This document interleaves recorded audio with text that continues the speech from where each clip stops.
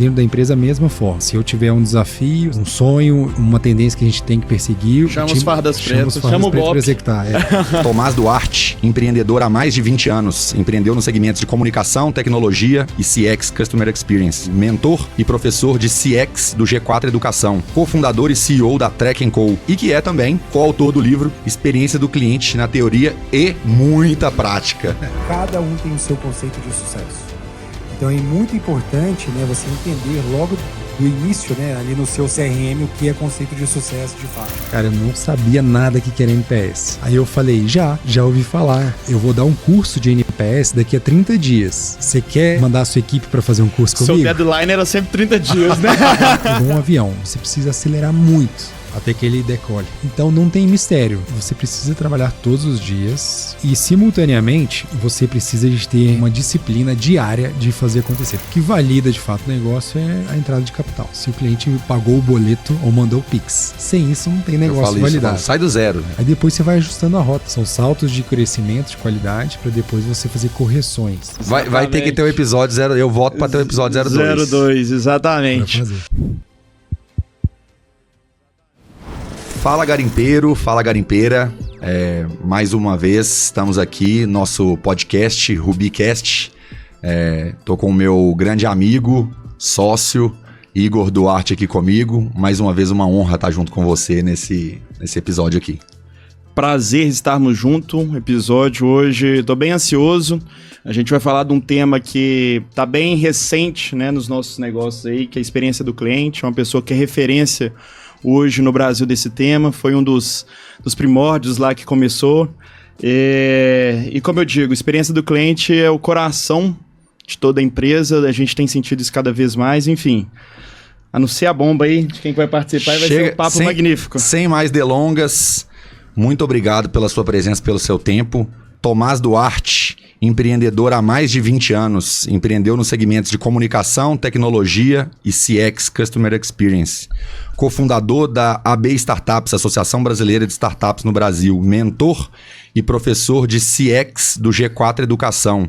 Cofundador e CEO da Track & Co, empresa especializada em gestão da experiência do cliente, que em 2023 passou por uma rodada de investimento de 33 milhões de reais e que é também coautor do livro Experiência do Cliente na Teoria e Muita Prática. Um prazer recebê-lo aqui, Tomás. Obrigado. Obrigado, Matheus. Obrigado, Igor. É um prazer imenso estar aqui no Garimpeiros. Agradecer a Rubi também. Vai ser um prazer aqui a gente trocar ideias sobre tudo que vocês quiserem. Boa, gostei do Muita Prática no livro. Então já vamos começar com prática, né?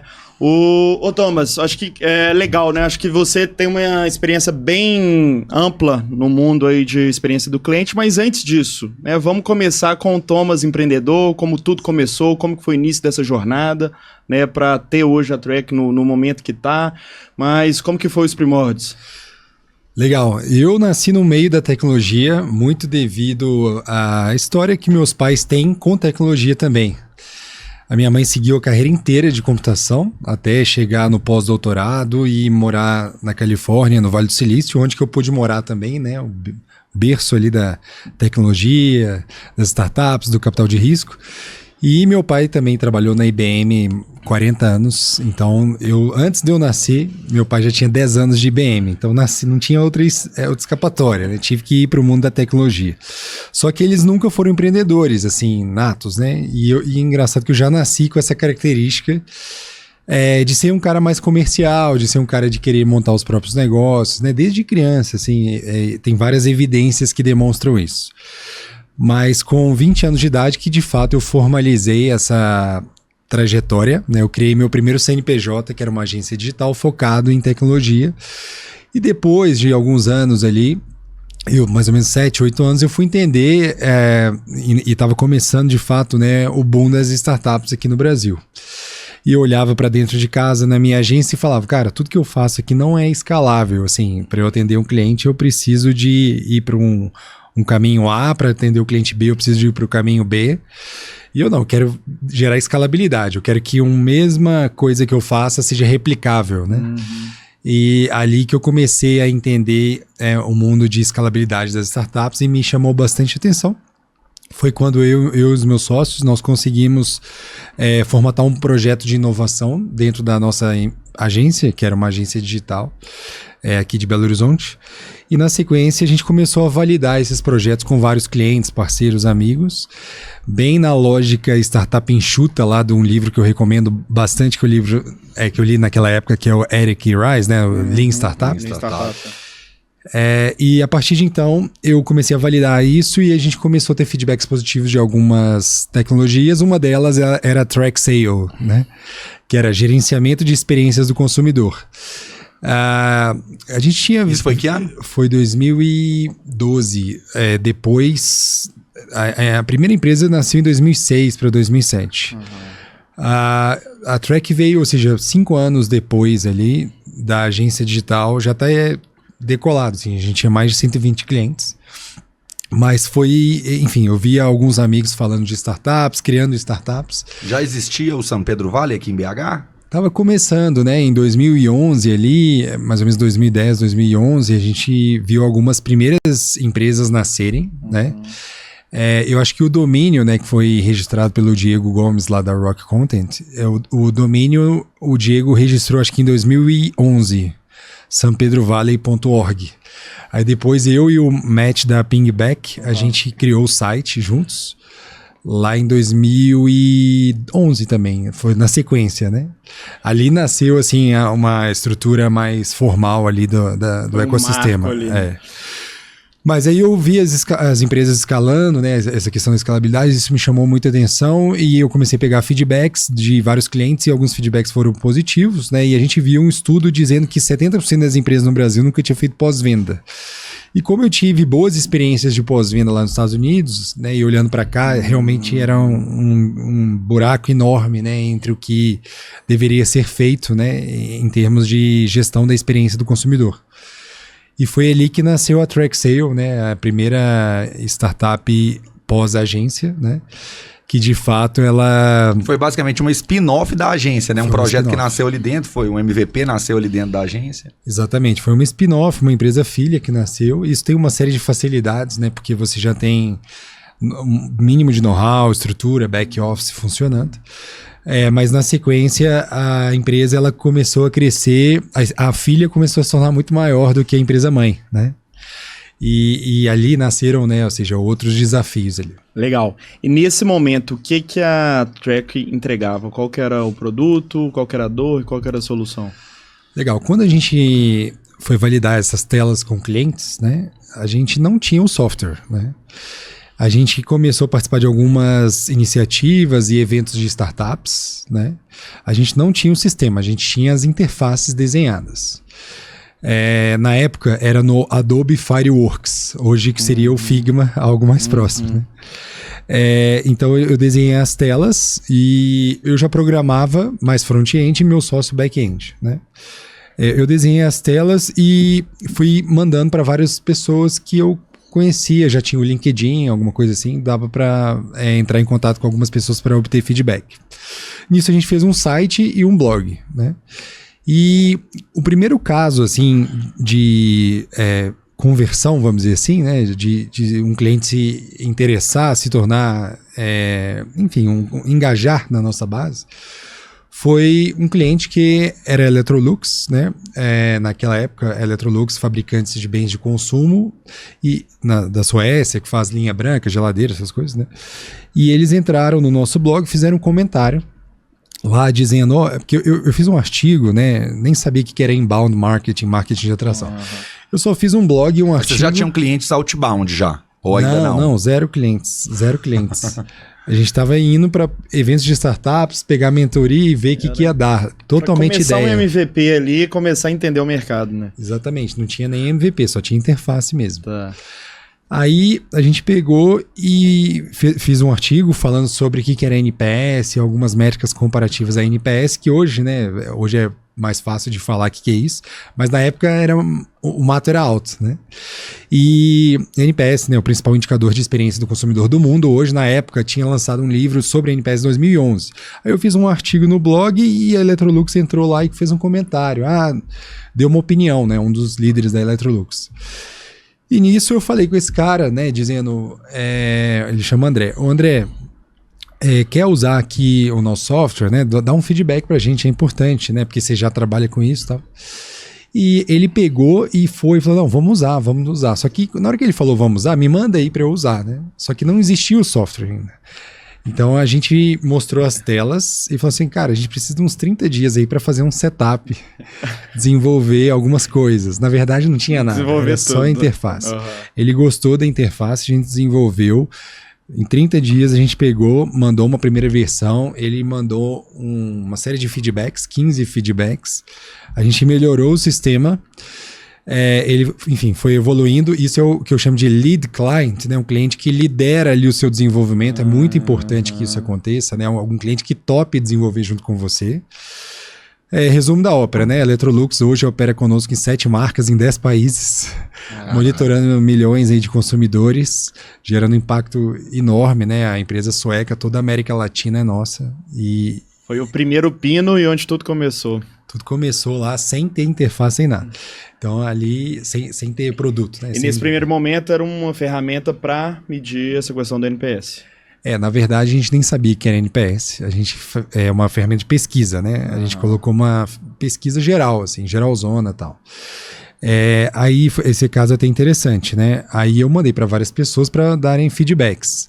Aí um colega nosso lá de São Paulo, né? O In, que é um descendente de chineses, ele escreveu, falou assim, né? Olha, o nosso fundo americano aqui, na época ele estava na Baby.com. Ele falou assim, o nosso fundo americano está usando um tal de NPS aqui. Você já ouviu falar? É uma metodologia nova, tem um livro novo, os americanos estão usando muito e tal. Cara, eu não sabia nada que era NPS. Aí eu falei, já ouvi falar.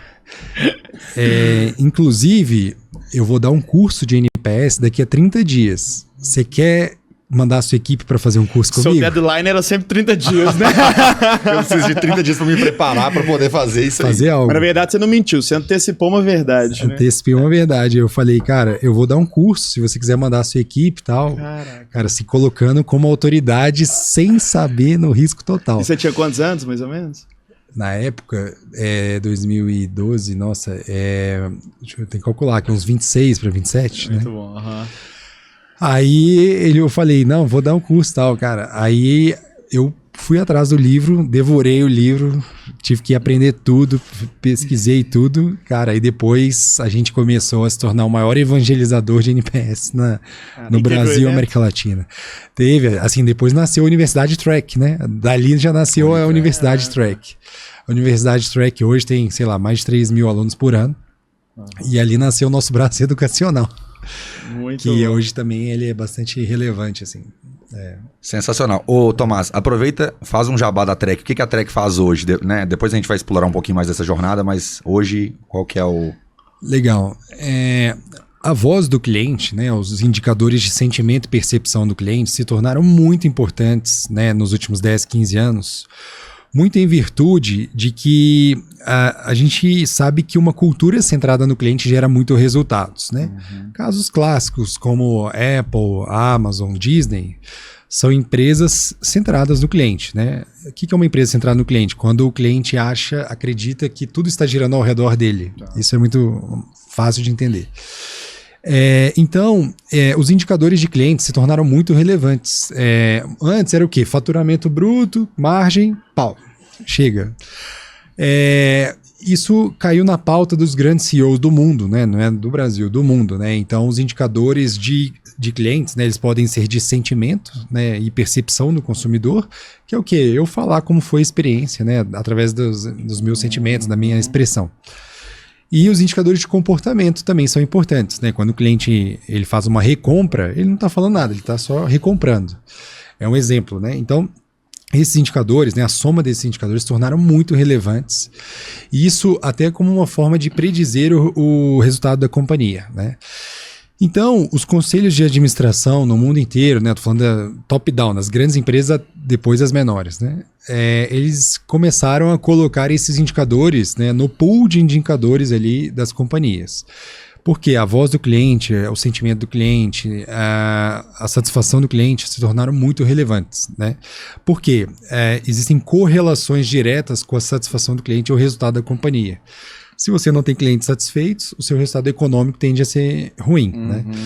Então, isso foi evoluindo, né? E o próprio livro do NPS, né? A Pergunta Definitiva, tem 1.0, 2.0, ajudaram muito a disseminar esse conteúdo, se tornou um best-seller no mundo inteiro.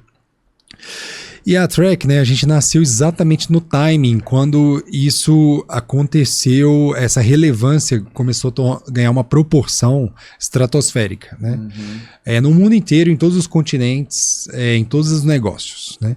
Então o NPS se tornou um indicador estrela do norte ali para as empresas sobre como está a experiência do seu cliente, do seu consumidor, né?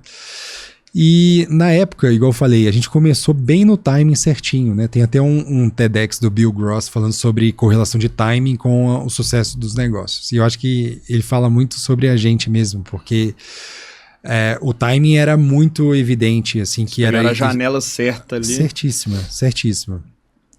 Então, a Track, né, ela é uma empresa de tecnologia que nasceu exatamente para trazer esses indicadores de clientes em tempo real. E outro timing relevante também foram os canais digitais, né? Porque além do indicador se tornar relevante, as empresas cada vez menos usavam telefone, cada vez mais usavam canais digitais. Então as pesquisas, né? Ou seja, como que a gente gera os indicadores em tempo real? Fazendo pesquisas com o consumidor, né? As pesquisas anteriormente eram pesquisas via institutos de pesquisa, telefone presencial. Então, você ligava para o cliente para saber como era a experiência. A gente transformou todo esse processo de captura desses indicadores de sentimento e percepção do cliente para canais digitais, alinhado a uma metodologia super tendência. Né? Então, ali, de fato, nasceu a Track. Então, hoje, né, a gente é uma plataforma, é um software como serviço, um SaaS, no qual a gente tem canais digitais, né, bem na ótica de mensageria mesmo, né, e-mail, SMS, WhatsApp, QR Code, site, aplicativo, etc. E a gente faz pesquisas em tempo real para avaliar a experiência como um todo do cliente ou a experiência em algum ponto específico da jornada, que é o âmbito relacional ou transacional, né? E geramos esses números em tempo real, ao vivo. Imagina só, antes você precisava de 3 meses para compilar um relatório, para saber como é que estava a satisfação dos seus clientes. Não, hoje em 1 segundo você tem essa resposta, né? Então a gente faz essas pesquisas com indicadores modernos e canais modernos, né, para gerar esse dado em tempo real que influencia no bônus até do presidente de grandes companhias. Às vezes um banco, por exemplo, um bancão no Brasil hoje, 20% a 40% do bônus vem de NPS.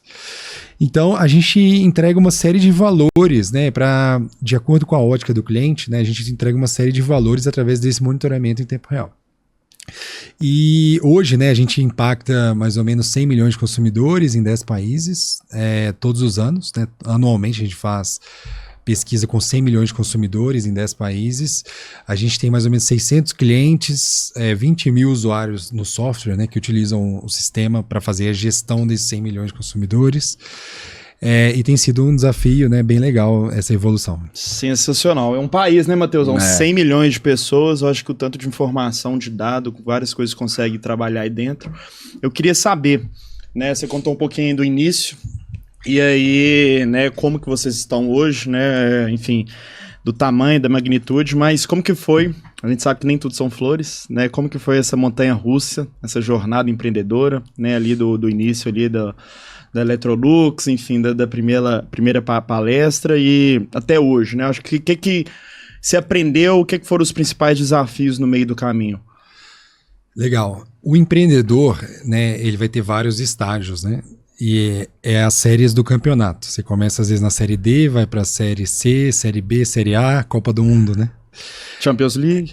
Champions League e Libertadores, que seja, qualquer um. Mas o fato é que você, como empreendedor, você tem que acompanhar essa escala, né? Você é o líder, você é o gestor, você é o cara que vai inspirar, você é o cara que vai ancorar tudo isso, né? E isso demanda muita capacitação e evolução mesmo profissional, né? Você nunca pode parar de estudar, fazer bench, conversar com outros caras melhores que você e por aí vai. Vários processos de aprendizados, né? Claro, muita cabeçada, muitos erros, né? Muitas transformações de rotas, né? E por aí vai. Mas, assim, um ponto, né? Eu acho que fica muito evidente que nós temos que olhar muito, né? Em formar um time, né? Que tem um alinhamento, de fato, cultural com os anseios dos fundadores mesmo. Porque tudo que se fala, né? Sobre um alinhamento cultural é de você vender um sonho mesmo, como fundador, e que as pessoas topem esse sonho junto com você e persigam. Só que o que acontece, né? Dentro de 13 anos de empresa, a gente já teve essas séries D, série C, B, A, etc, né? Eu não sei qual série que a gente estaria atualmente, mas... Já tá na Champions League. Com certeza já na Champions League. Eu acho que não, tem muita coisa ainda. Mas o fato é que olhar para dentro do time, entender quem são as melhores pessoas que vão te levar para a Série A ou para a Champions League é muito importante, né? Isso é muito desafiador, assim, porque muitas vezes você cria um elo pessoal, né, que você vai ter que romper. O cara que te levou ali parece uma ingratidão, né? E às vezes você vê que aquele cara bateu no teto e não tem como, né? Eu já tive muitas vezes essa vivência e isso é muito natural que aconteça. Então, assim, esses altos e baixos, quando você começa a ter as baixas, que você começa a refletir sobre por que o plano está dando errado. Se a empresa não está crescendo, ela está morrendo. E você tem que, de fato, mexer nos seus jogadores, né? Para que isso aconteça. E sempre estar numa busca, né, de desconstruir o seu negócio de forma frequente. Porque a tecnologia ela muda hoje, às vezes, com menos de 5 anos. E o mundo é imprevisível. Em 2020, a gente não sabia que entraria, por exemplo, numa pandemia. Em 2015, a gente não sabia que em 2016 ia ter uma ferramenta chamada WhatsApp. Então, isso muda muito, né? Então, assim, a gente tem que ser um captador de tendências em tempo real, literalmente, e distribuindo, né, essa capacidade operacional para que a gente esteja sempre na vanguarda ali da tecnologia e do conhecimento. E a partir disso, o nosso time tem que acompanhar esse ritmo, né? Esse ritmo, porque se você não tem essa entrega, imagina só, o Elon Musk, vou pegar um exemplo, tá? Em 2016, um cliente da Tesla, ele falou assim, olha, os supercarregadores de carros da Tesla nos Estados Unidos estão sendo utilizados para estacionamento e não para carregamento. Ou seja, o cliente chega lá, deixa o carro carregou 100%, mas ele deixa lá porque ele foi no shopping, ele foi fazer compras, né? Aí o Elon Musk falou assim, você está certo, isso não pode acontecer, né? Nós vamos tomar uma ação. Em 6 dias... todos os carregadores de carros dos Estados Unidos estavam com um parquímetro, garantindo que os clientes sejam cobrados de uma forma que eles não deixem o carro lá como estacionamento, mas que seja utilizado para carregador.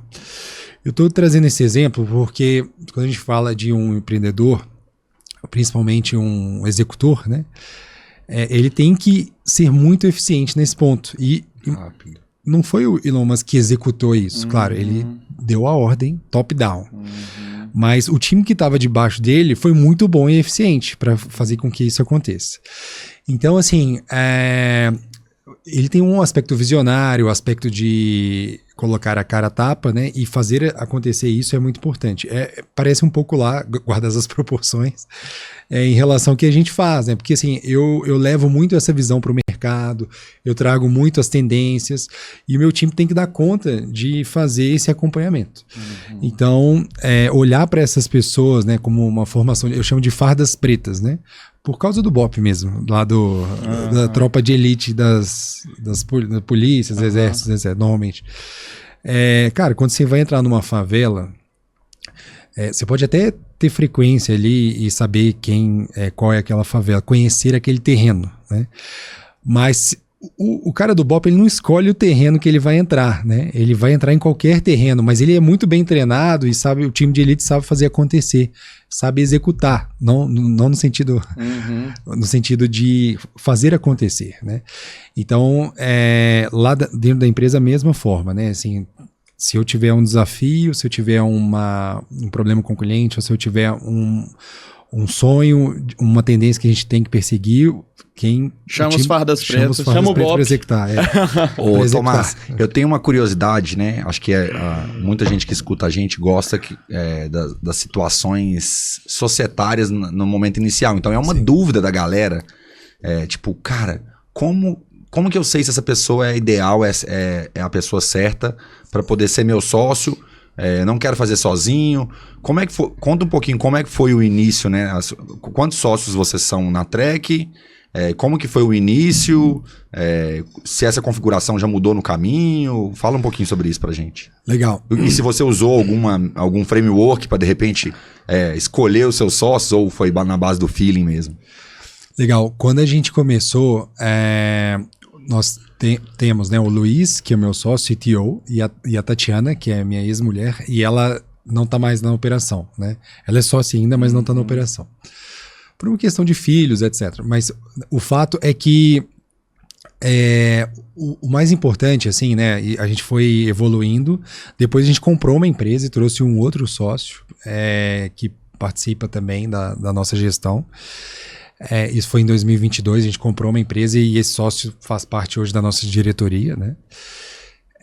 Mas o fato é que essa evolução, né, no início, assim, de saber quem é a melhor pessoa e o sócio, de fato, é um relacionamento muito intenso. É um casamento mesmo, né? Então, o que é um relacionamento, né? Assim, é convivência. Uhum. Você tem que conviver bem, né? E atender as expectativas dentro dos seus valores. Então, por exemplo, se você deixa a toalha molhada na cama todos os dias, aí a sua mulher fala assim, cara, isso é ruim, pô, tá? Já te falei 1000 vezes, já te falei de novo. Exatamente. Para algumas pessoas isso vai ser tolerável e, enfim, algumas pessoas o seu parceiro vai ter que aprender a não fazer isso, né? Mas para algumas pessoas isso é tolerável. Agora, por exemplo, uma traição. Isso para a maioria das pessoas não é tolerável. Então, assim, é a convivência dentro desses valores que são valores pessoais e tem uma interseção em algum momento com os seus sócios, né? Uhum. Isso você vai aprendendo somente realmente com a convivência, né? A convivência periódica. Então, assim, para trazer um sócio para dentro, né? Às vezes no início tem muito oba-oba mesmo, há muito mais coração do que razão, né? E isso é bom também, assim, tem que trazer, mas eu acho que quanto mais convivência lado a lado, melhor, né? Para garantir que a gente não precisa ser o ultra melhor amigo, isso é muito importante também, mas não precisa ser andar de mão dada junto todo o tempo, mas é importante que os valores tenham uma interseção, né? O que eu faço muito, né? Como é que você resolve essas diferenças, né? E você também entende quem são as melhores pessoas? Convivendo, né? Então, é muito comum, às vezes, por exemplo, eu vou contratar um diretor que vai ser sócio minoritário, tem stock options, né? Cara, vamos fazer um beer test. Eu faço um almoço, faço um jantar, chamo ele para minha casa. Vamos para um bar beber junto. Cara, só nessa aí você já matou 50% dos tipos de... Gostei, anotei. Dos tipos de comportamentos que ele vai ter. Cara, e quem fazia isso era o Steve Jobs, beer test. Ele levava a galera pro bar, porque assim, o cara ele se solta, ele começa a falar as verdades, né? Aí você vai ter as suas perspectivas sobre como é o comportamento da pessoa no modus operandi diário, né? Então, isso faz parte de convivência, né? Mas é sempre um desafio. E assim, às vezes a gente demora 10 anos para entender que existiam valores ou que foram mudados mesmo, ou que foram modificando, né, outras percepções, ou que você não conhecia, né? Isso acontece muito, já vi muita sociedade nesse sentido. Mas uma coisa que eu sempre falo, eu já quebrei o pau demais com meus sócios, diversas vezes, pesado. Mas eu mantenho muito a lealdade. Eu falo assim, cara, a gente já passou muita roupa suja, né?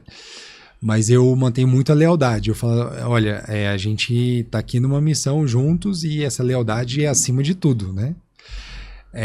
Nós estamos construindo aqui o legado para os nossos filhos, né?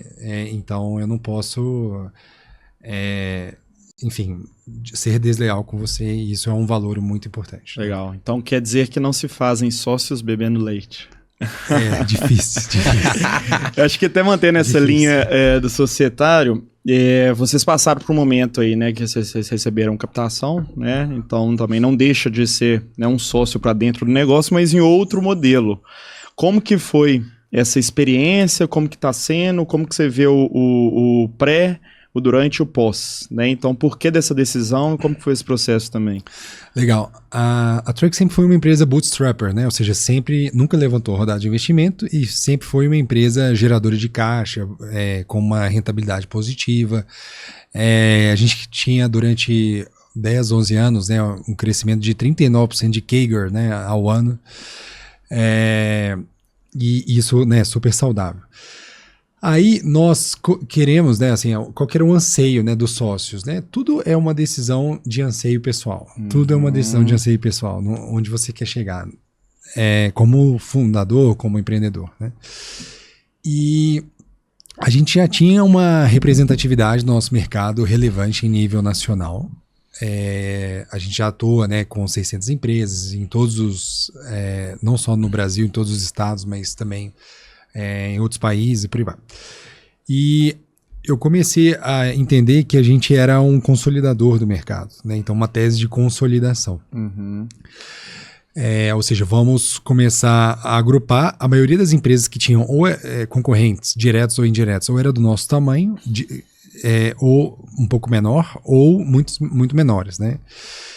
Então, essa consolidação, né, ela poderia ser inorgânica ou orgânica, dependendo do modelo. Eu posso acelerar vendas para crescer mais organicamente, ou posso fazer fusões e aquisições para crescer inorganicamente, né?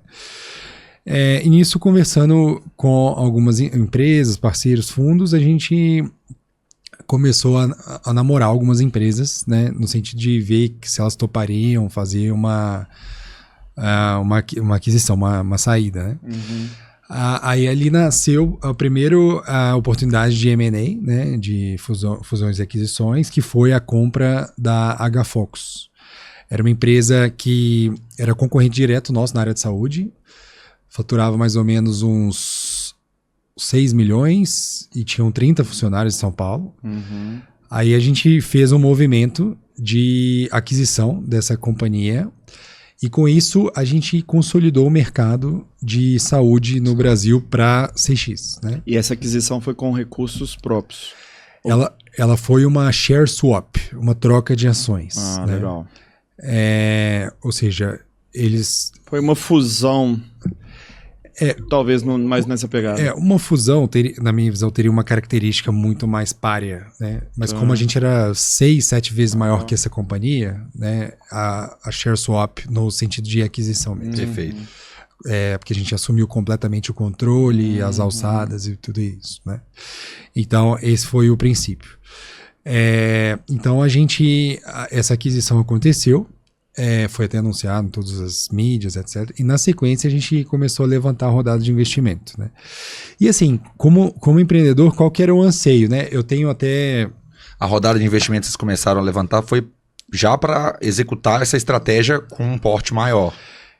O foco da rodada de investimento, né, nem foi o use of proceeds, né, que é o uso do capital, ele foi ordenado para escalabilidade, nem foi para crescimento baseado na tese inorgânica, que seria comprar empresas com capital. Não. Perfeito.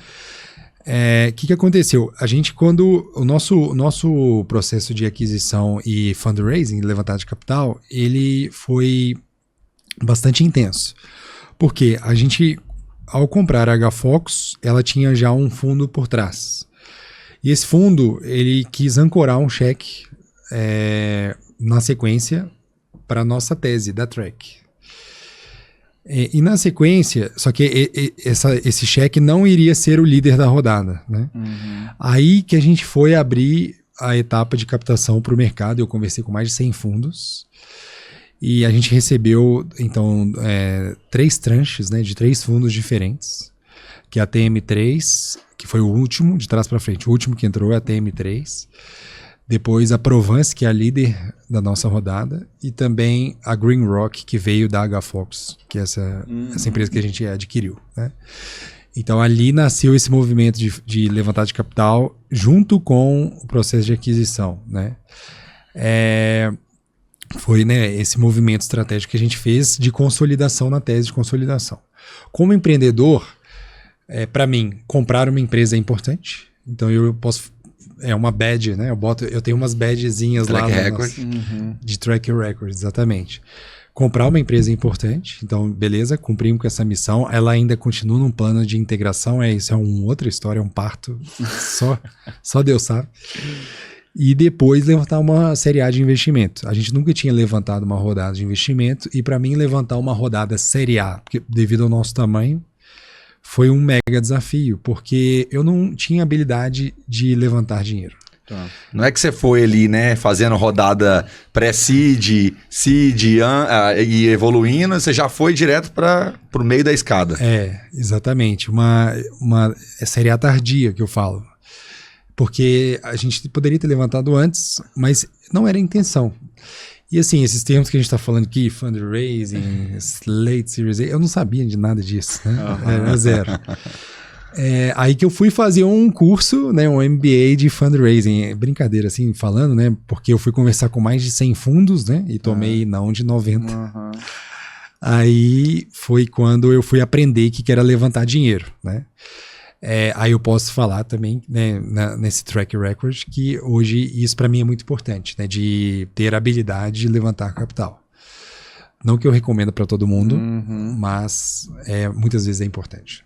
É uma skill realmente que quando o cara tem faz diferença, né? Aí, Tomás, explorando um pouquinho mais sobre esse assunto, você falou um pouquinho do antes, até do durante ali, e o pós. Você falou da primeira aquisição, né, que é complicada, a parte de fusão.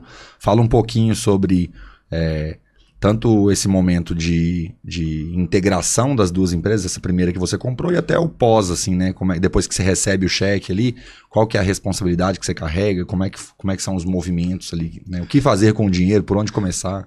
Legal, vou começar pelos 2 erros clássicos que eu cometi, que eu não cometeria novamente e que eu recomendo que ninguém cometa. Primeiro, a gente não pode ser aristocrata, a gente tem que ser monarca. Nós somos o grande arquiteto e consolidador, o maior player, né? E a gente fez uma aquisição e eu fui ouvir muitas das partes, né? Fui aristocrata. Cara, isso foi um erro, deu tudo errado. A gente começou a direcionar cargos e... Você fala ouvir várias partes internamente, dentro do time. Eu trouxe diretoria de um lado, diretoria do outro. Tá? Cara, isso não funciona. Não funciona. Você vai manter o seu modus operandi, vai seguir com uma tese muito firme. Você vai ter que tirar as pessoas que não estão... Porque querendo ou não, sempre vai haver um embate cultural. Sempre vai haver. Mas a gente tem fit cultural. Não, cara, sempre vai haver, mesmo que tenha empresas. Porque vocês nasceram em lugares diferentes, em momentos diferentes, em mercados diferentes. Sempre vai haver um embate cultural. E normalmente quem sabe mais é a empresa maior, né? A empresa ela que fez mais, né? Então ela tem track record, né? Então tem que ser muito monarca. Decisões duras, difíceis, tem que fazer cortes, tem que cortar, tem que, às vezes, churnar clientes, fazer, né, um layoff, e é isso, né? Decisões monarcas difíceis. Tem que ser muito incisivo, duro. E, enfim, você ouve ali alguma coisa, mas as decisões do seu DNA como mãe, né, como uma empresa maior, ela tem que ser mantidas. Ponto final. Ou seja, o embate entre aristocracia e monarquia. E o outro ponto relevante sobre esse processo, né, que aí é sobre levantar dinheiro, capital, né, que a gente não fez uma cultura de experimentação, de pequenos testes com uma tranquilidade de que o modelinho funcionaria muito bem. Então a gente gastou muito dinheiro mesmo, de forma equivocada. Por exemplo, a gente estruturou uma área de marketing de 20 pessoas. A gente saiu de 2 pessoas para 20 pessoas. Em 3 meses. E essa geração de demanda provavelmente não acompanhou esse crescimento, né? De forma alguma. Né? Então, assim, não adianta. Você tem que ter crescimento gradual. Você tem que ter... Não existe bala de prata, não existe atalhos para o sucesso. Então, você tem que ter um crescimento gradual. Eu lembro o Peixe Urbano, o Júlio Vasconcelos, ele... Assim, o número que eu tenho na época, há muitos anos... Se eu não me engano, ele contratou 800 pessoas em 6 meses. Cara, dá errado. Você não consegue perpetuar a cultura de forma consistente. Então, assim, coisas que eu fazia, por exemplo, eu entrevistava todos os colaboradores. Claro, para uma empresa do nosso tamanho era factível.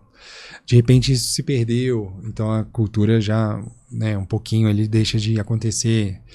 Do fundador vender o sonho. Então mas não foi só marketing, a gente cresceu em todas as áreas, né? A gente duplicou a empresa muito rapidamente. Isso deu errado. Não funciona, tem que ter uma graduação. Legal. Mudando um pouquinho de tema e voltando para a experiência do cliente, deve ter muita história boa durante essa jornada de clientes. O Matheus comentou também, né, no início aí que você foi graduado no Instituto da Disney, enfim. Sim. Conta um pouquinho alguns cases, algumas, né, cases positivos, negativos que você viu no meio dessa jornada dentro do cenário de experiência do cliente. Legal. Eu participei, de fato, de muitas iniciativas educacionais, principalmente nos Estados Unidos, focada em gestão da experiência do consumidor, que é uma ciência mesmo, né? E isso é importante dizer porque o tema CX nasceu nos Estados Unidos. E os Estados Unidos é, de fato, onde tem a maior maturidade na média, né? Então, todas as metodologias, tecnologias que são líderes no mundo, que ancoram, né, esse tema, estão nos Estados Unidos. É claro, hoje já tem muita coisa legal na Ásia, né, principalmente na Ásia Oriental. O Brasil é um grande case, né? Por exemplo, segmento bancário, né? O Nubank é um case global, né? Tem notícia do Nubank na China, porque ele ancorou a digitalização dos bancos no Brasil. Então, por exemplo, Estados Unidos e Europa estão anos-luz atrás disso, né? De bancos digitais, por aí vai.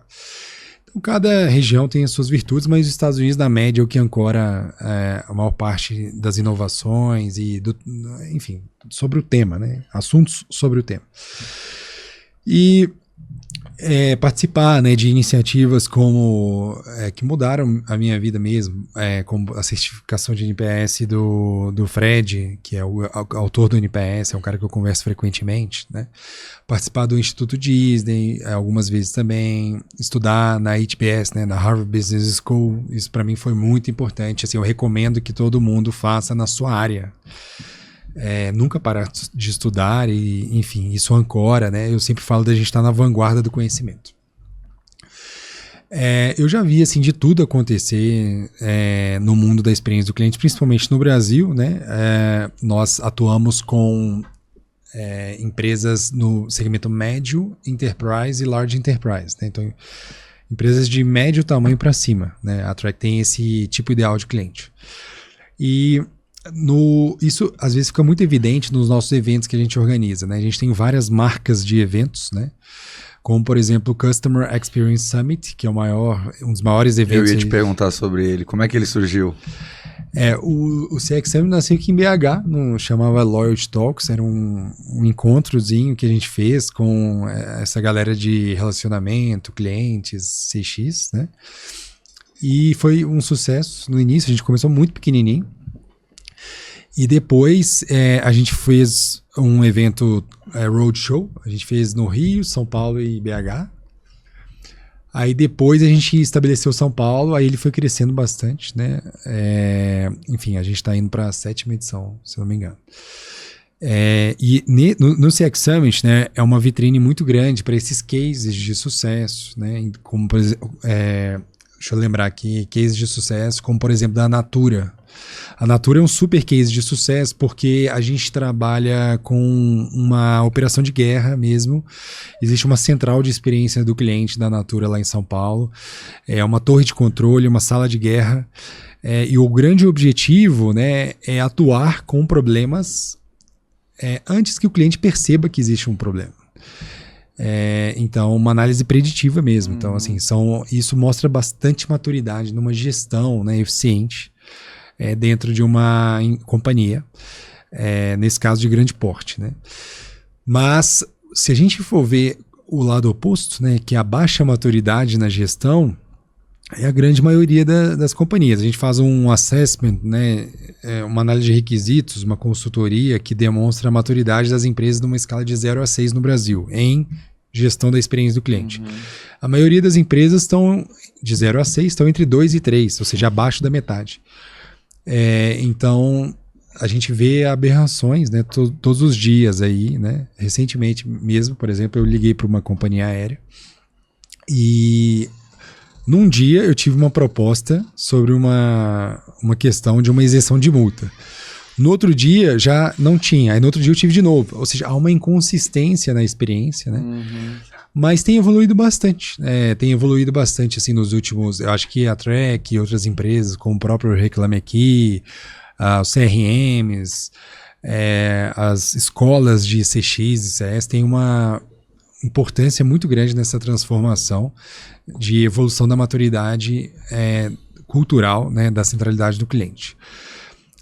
Mas é um grande desafio, tem uma perspectiva no mundo inteiro que esse mercado evolui de uma larga escala nos próximos 10 anos aí. Ou seja, tá só no começo, né? Tem 10 anos. Ainda tem uma jornada pela frente aí. E pegando um pouco dessa evolução, o que você vê, percebe no mercado que tende a acontecer, ou muitas das vezes já está acontecendo no mercado lá fora e tende a vir para o Brasil, que aqui está um pouco, né, prematuro ainda, dentro desse segmento? Legal. A área de clientes, né, envolve às vezes empresas de mensageria, CRMs, né, os softwares de relacionamento com clientes. Envolve também os softwares de CXM, como a própria Track né, ou seja, a parte de monitorar indicadores e trazer, né, a voz do cliente, entre outros tipos, né, de ferramentas como plataforma de helpdesk, por aí vai. Então, existe uma camada ali, né, diversas camadas, na verdade, de tecnologias que ajudam a relacionar melhor com o cliente, né? E o fato é que hoje não tem como, de fato, absurdamente, não tem como deixar de usar inteligência artificial generativa, né? É impossível deixar de usar inteligência artificial generativa, uma vez que a gente tem uma série de etapas na gestão da experiência do cliente que podem ser resolucionadas, podem estar com uma IA embarcada, facilitando uma série de aspectos. São mais de 10, assim, de prontidão. Desde a parte de interpretar dados, né, fazer a parte de Customer Insights, né, de trazer insights sobre o que os clientes estão pensando, etc. Até mesmo a resposta para os clientes, enfim, direcionar tratativas com equipes, direcionar feedbacks para o time, para ele tratar melhor o cliente de acordo com o histórico, enfim. Tem muitas iniciativas, né? E a gente até criou um software chamado OpenCX só para isso. Ou seja, um software apartado de IA generativa que ajuda a resolver esse problema. Mas não tem como deixar de usar a IA generativa, né? Ela potencializa muito a experiência do cliente, reduzindo o tempo de resposta, aumentando a qualidade e assertividade das respostas, a detecção de causa raiz e por aí vai. Tem muitas habilidades que a IA consegue complementar ali e é absolutamente necessário, né? Ô Tomás, deixa eu te fazer uma pergunta. Você falou que vocês criaram um software separado só para IA. É porque o nível de maturidade do cliente que compra IA, ele é muito disparo do cara que às vezes já está ali num nível um pouco mais adiantado na própria CX, ou o que tem de estratégia por detrás disso? Eu gosto de entender. Na verdade, Matheus, vem através de uma possibilidade de trazer dados de múltiplos afluentes e não somente da Track. Porque esse software ele resolve 4 processos atualmente: categorização, sumarização, respostas para clientes e também a Customer Insights livremente, igual o GPT faz, só que com dados da própria companhia. Então, quando a gente fala de dados da própria companhia, a gente está falando não somente dos dados de NPS, por exemplo, mas eu tenho dados no Google Meu Negócio, eu tenho dados no Reclame Aqui, eu tenho dados numa agência reguladora, eu tenho dados no Banco Central, dependendo da vertical. Às vezes até num saque, eventualmente até numa rede social. Então, são múltiplos afluentes, né? Então, o OpenCX, ele é um software apartado, né, standalone, muito em virtude de ter essa liberdade na sua arquitetura da informação, de trazer dados que não sejam somente da Track. Perfeito. Muito bom. Aulas, né? Aulas. Infelizmente, nosso tempo tá chegando Já? ao fim. Passa rápido demais, bate-papo né? é rápido. Vai ter que ter o episódio 0. Eu voto para ter o episódio 02. 02, exatamente. Pra fazer. Mas eu queria um conselho e até uma orientação, pegando pessoas que estão iniciando, né, novos negócios, startups, ou muitas das vezes pessoas que têm um negócio tradicional e querem começar a inteirar e não conhecem muito sobre o tema de experiência do cliente. Né? O que você indica para essas pessoas? E se tem também algum produto de entrada hoje no Track, como que funciona? Você comentou um pouco da universidade, enfim. Tá, legal. Recentemente, por um hobby mesmo, eu abri as portas da minha casa e fiz uma imersão para nascimento de negócios digitais, chamado MyGarage. Eu vi, legal demais. Parabéns. MyGarage.digital, né? Para quem, de fato, ou tá fazendo uma pivotada de carreira e quer começar do zero, né? Ou, enfim, alguém que queira empreender ali e seja um jovem, por aí vai, né? Jovem na sua mentalidade, né? Não precisa ter 20 anos, pode ser um jovem de 50. Então, o MyGarage.digital foi muito legal, assim, a experiência. A NPS foi 100. E a experiência é muito legal da gente entender desde da ideia, de como a gente trabalha a ideia, até mesmo um exit, né, uma saída, né, enfim. Mas essa é uma iniciativa que eu sempre trago essa aula sobre como, dicas, né, assim, hacks de como a gente deveria evoluir, né. É muito importante que a gente tenha uma cultura muito forte mesmo, pautada pela execução e busca por resultados, né, com centralidade do cliente. Isso é o que rege hoje todos os negócios, né? A gente coloca o cliente no centro e faz entregar a empresa muito valor para esse cliente, né? A empresa tem que entregar muito valor para esse cliente e para isso precisa de ter muita boa execução e vai trazer resultado, né?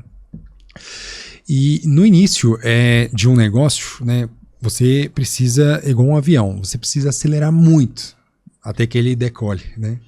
Para ele sair do chão, você está com a velocidade máxima, né, a potência máxima do motor ali. Então não tem mistério, você precisa trabalhar todos os dias, a maior quantidade de horas que você der conta, que seja saudável. Você não pode também perder a sua saúde, senão você mata o seu próprio negócio. E simultaneamente, você precisa de ter uma disciplina diária de fazer acontecer, dailies, né? Tem que ter reuniões diárias de fazer acontecer. Todo dia tem que ter um avanço um pouquinho melhor. Uma vez que você tem a ideia e valide já, né, novamente o livro do Eric Ries lá, valide isso com a maior quantidade de clientes possível. É muito importante que você consiga vender, né, para o primeiro cliente no menor tempo possível, né? O que valida de fato o negócio é a entrada de capital. Se o cliente pagou o boleto ou mandou o Pix. Sem isso não tem negócio validado. Sai do zero. Né? Sai do zero. Sai do zero. Aí depois você vai ajustando a rota, né? São saltos de crescimento, de qualidade, para depois você fazer correções, né? Saltos de crescimento e depois correções de qualidade. Isso é muito importante, né? Hoje existem muitas tecnologias que facilitam muito o desenvolvimento de negócios, né? Cada vez mais a gente vê empresas levantando série A de investimento com tecnologias no-code ou low-code, ou seja, que demandam menos de programadores, né? E o próprio Sam Altman, né, o presidente da OpenAI, ele diz que em breve haverão empresas de unicórnios, né, com valuation de $1 bilhão de uma pessoa só. E eu não tenho dúvidas que isso vai acontecer. Porque a IA permite bastante isso, né? Então, assim, hoje em dia, para virar um negócio, está cada vez mais rápido e fácil. Basta ter o conhecimento mesmo e as tecnologias que você vai aplicar. E tem que usar a IA generativa também. Não tem como deixar a IA estar em todos os manuais possíveis, modernos, sobre negócios digitais, né? E assim, no final, né, é muito importante, eu tenho clientes que estão lá comigo há 15 anos, né? Quantas tecnologias já vieram, quantas tecnologias já foram? no final é tudo sobre um relacionamento de longo prazo, uma visão de longo prazo. Eu acho que esse aprendizado eu tive que mudou a minha vida também, foi com o Rubens Menin, da MRV. Tive algumas vezes com ele e fica muito evidente no discurso que ele tem para a equipe que tudo tem que ser uma visão de longo prazo. Cara, se você é um bom executor, né, você tem que trazer o resultado, mas você vai errar, você vai acertar.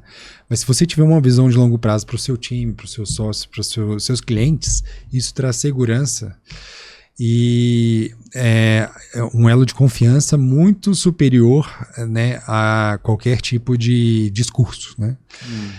Ou seja, é um discurso muito forte, claro, você vai se provando ao longo do tempo, mas um bom empreendedor tem que ter uma visão de longo prazo também.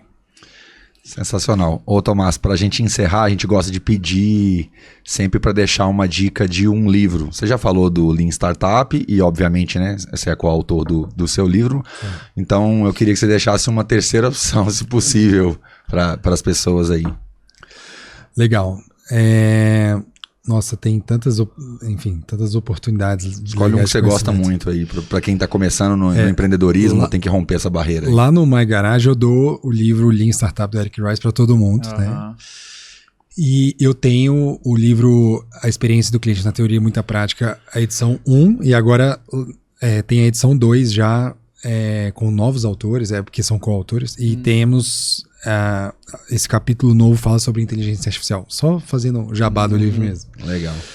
Mas eu tô lendo um livro bastante, na verdade, terminando de ler, então acho que eu já tenho algum fundamento sobre ele, que eu fiz no G4 de Gestão de Pessoas, e o Vabo, né, o Luiz Vabo, que é o fundador da Stone, ele recomendou um livro e eu tô lendo ele, eu ganhei esse livro dele, na verdade, chama Conversas Difíceis.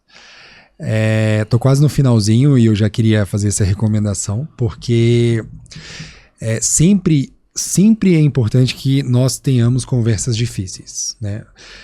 Para final de cada reunião, para final de cada etapa que você vai cumprir, você tem que ter conversas difíceis, colocar o dedo na ferida mesmo. Tem uma cultura de transparência que está no outro livro do Reed Hastings, que é do criador da Netflix, né, o fundador da Netflix, que é A Regra é Não Ter Regras. Ele fala sobre isso também, do excesso de transparência. Tem uma correlação com o Conversa Difícil. E o fato é que o Conversa Difícil são 3 coautores também, mas o livro chama Conversa Difícil. E o fato é que é muito importante que a gente tenha isso no final de cada etapa, sabe? De lições aprendidas. Lá na Track, para falar de conversas difíceis, eu criei, por causa desse livro, e também por causa do Poder do Hábito, que fala sobre isso também, uma reunião chamada de lições aprendidas, que é para ter conversas difíceis. A gente bota todos os erros cometidos na mesa, e errar não é bonito, errar é feio. Pra gente aprender tudo que aconteceu sem culpabilidade, sem apontar. A gente nem fala nomes, né? Mas a gente bota todos os erros na mesa e o que a gente pode aproveitar ali para que isso não aconteça mais. Então, conversas difíceis, fica aí a recomendação. Sensacional. Queria agradecer demais aí pelo seu tempo, pela sua presença. Dizer que as portas estão sempre abertas aí para você. Acho que a gente falou super rápido, mas eu queria ter explorado pra caramba outros temas aí, então passaria aqui mais 2-3 horas facilmente te perguntando coisas que enfim, tenho curiosidade sobre a sua jornada empreendedora. Agradecer pelo seu tempo, pela sua dedicação aí de experiência para todo mundo que vai te ouvir, e é isso. Foi uma aula de MBA já, né? Mas foi muito bom, agradecer também por ter aceitado o convite. Eu acho que é muito importante a gente estar compartilhando conhecimento, né? Valeu demais, Igor, Matheus. Tamo junto, precisando, só chamar aí. Valeu, garimpeira, vamos com tudo. Não esquece, hein? Se inscreve aí no canal, arrasta pra cima e vamos seguir os conteúdos. Obrigado, gente. Like. Valeu.